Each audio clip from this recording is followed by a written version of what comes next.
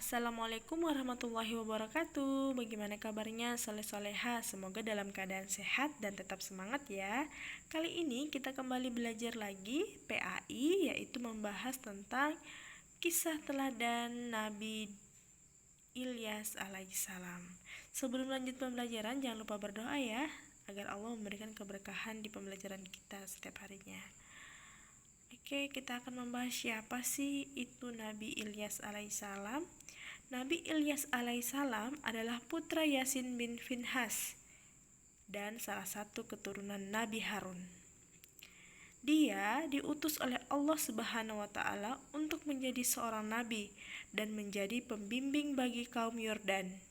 Beliau mendapat amanat untuk mengajak kaum Israel kembali kepada ajaran Allah. Berhala bernama Baal.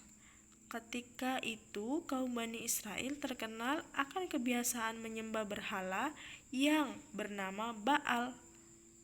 Berhala itu berada di tengah-tengah kota, sehingga kota tersebut dijuluki dengan kota Baalbak. Nabi Ilyas memulai misinya dengan berdakwah kepada kaum Bani Israel. Beliau selalu mengingatkan dan mengajak kaum Bani Israel untuk kembali kepada ajaran Allah. Ketika Nabi Ilyas melihat kenyataan bahwa kaumnya sedang menyembah berhala Baal, Nabi Ilyas berkata kepada kaumnya, "Mengapa kamu tidak bertakwa? Patutkah kamu menyembah Baal dan kamu tinggalkan sebaik-baiknya pencipta, yaitu Allah Tuhanmu dan Tuhan bapak-bapakmu yang terdahulu?" Quran Surah As-Saffat ayat 124 dan 126.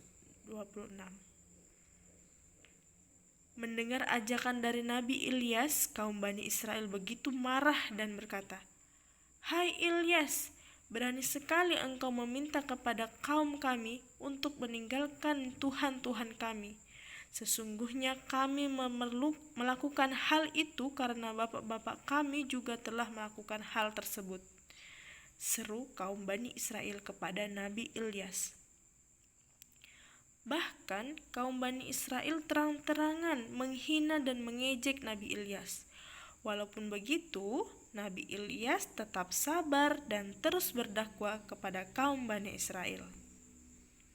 Sementara itu, kaum Bani Israel bersekongkol untuk menyingkirkan Nabi Ilyas. Mereka mengejar-ngejar dan mengusir Nabi Ilyas. Nabi Ilyas pun terpaksa berpindah dari satu tempat ke tempat yang lain untuk menghilangkan jejaknya agar terhindar dari kejahatan kaum Bani Israel. Dalam perjalanan tersebut, Nabi Ilyas sampai di sebuah rumah yang dihuni oleh keluarga yang baik hati. Mereka menerima Nabi Ilyas tanpa pamrih. Saat itu, salah satu anggota keluarga di rumah itu sedang menderita sakit. Orang itu adalah Nabi Ilyasa yang beberapa tahun kemudian diutus menjadi nabi dan menemani dakwah Nabi Ilyas. Ketika masih muda, Nabi Ilyasa menderita sakit keras. Akhirnya Nabi Ilyas berdoa kepada Allah Subhanahu wa Ta'ala untuk memohon kesembuhan Nabi Ilyasa. Dengan izin Allah, Nabi Ilyasa sembuh dari penyakit tersebut. Sikap yang dilakukan Nabi Ilyas dapat menyembuhkan Nabi Ilyasa, membuatnya tertarik untuk mengikuti ajaran Nabi Ilyas. Setelah Nabi Ilyasa melihat Nabi Ilyas dapat menyembuhkan penyakitnya yang cukup parah melalui pertolongan Allah Subhanahu wa Ta'ala, hal itu menjadi bukti baginya mengikuti ajaran Nabi Ilyas dan beribadah kepada Allah. Sejak saat itu Nabi Ilyas memiliki teman untuk berdakwah.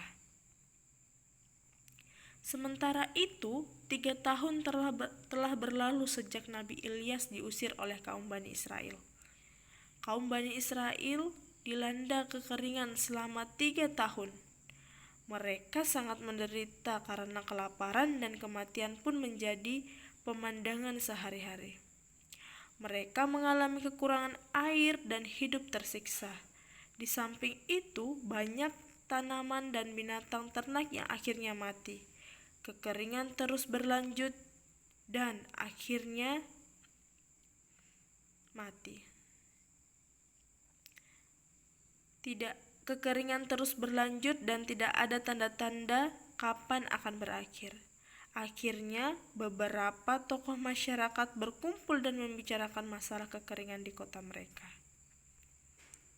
Salah seorang dari kaum Bani Israel berkata, "Kita telah diingatkan oleh Nabi Ilyas sebelumnya, akan tetapi kita tidak memedulikannya, bahkan kita mengusirnya.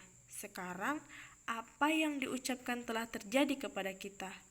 Lalu, apa usulmu untuk terhindar dari azab ini?" Jawab salah satu kaum Bani Israel, "Kita harus menemukan Ilyas dan bertobat kepada Allah. Lalu, kita minta Ilyas agar memohon kepada Allah untuk tidak mengazab kita," usul salah satu kaum Bani Israel. Seketika itu, mereka berbondong-bondong dan bertekad mencari Nabi Ilyas. Mereka berharap agar Nabi Ilyas dapat membantu mereka keluar dari penderitaan yang telah berlangsung lama tersebut. Setelah melakukan pencarian yang cukup lama, akhirnya kaum Bani Israel dapat menemukan Nabi Ilyas yang telah ditemani Nabi Ilyasah. Mereka memohon kepada Nabi Ilyas untuk membantu keluar dari penderitaan akibat kemarau yang panjang menimpa mereka selama 3 tahun terakhir. Kaum Bani Israel berjanji kepada Nabi Ilyas akan beriman kepada Allah dan menaati perintahnya. Kemudian mereka pun menghancurkan berhala-berhala mereka secara beramai-ramai. Kaum Bani Israel pun segera beriman kepada Allah. Melihat penderitaan kaum Bani Israel, akhirnya Nabi Ilyas luluh karena tidak tega melihat penderitaan mereka. Nabi Ilyas kemudian berdoa kepada Allah Subhanahu wa Ta'ala agar kaum Bani Israel diberi rahmatnya dengan menurunkan hujan. Tak lama kemudian hujan turun membasahi kota Baalbak. Tanaman mulai tumbuh dan orang-orang serta binatang mulai dapat menggunakan air sesuai dengan kebutuhan mereka. Kaum Bani Israel pun kembali hidup makmur dan sejahtera.